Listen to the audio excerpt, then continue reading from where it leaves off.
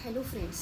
आज हम एक भागवतम की कहानी फिर से लेंगे, जो कि है प्रहलाद महाराज की कहानी। प्रहलाद एक बहुत बड़े विष्णु भक्त थे और वो हमेशा उस सोर्स से कनेक्ट रहे जहाँ से उन्होंने अपनी स्थिति को जाना था। बल्कि वो अंधेरे में घिरे हुए थे। उनके पिताजी खुद राक्षस थे और चारों तरफ राक्षसों के माहौल में ही वो थे, पले बड़े थे।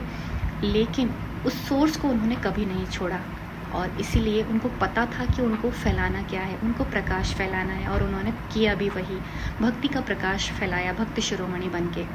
सो ऐसे ही हम भी अगर कहीं डिस्कनेक्ट फील कर रहे हैं तो हमें सिर्फ ज़रूरत है कनेक्ट होने की अपने सोर्स से, जहाँ से हमारी स्थिति है, जहाँ से हम शुरू हुए हैं। और हमको अंत भी पता होना चाहिए कि कहाँ हमको क्या देना है।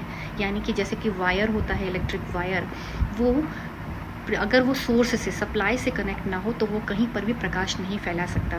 सेम ऐसे ही हम भी हैं। अगर हम कहीं कुछ अच्छा देना चाहते हैं इस संसार में तो हमको अपने सोर्स से कनेक्ट होना होगा।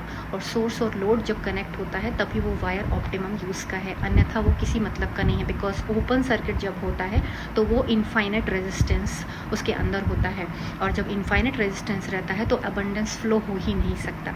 बिल्कुल ऐसे ही हमको भी ओपन सर्किट नहीं बनना है, हमको क्लोज सर्किट बनना है। सप्लाई कंटिन्यूस हमारे थ्रू जानी चाहिए, अबंडेंस हमारे थ्रू फ्लो होना ही चाहिए।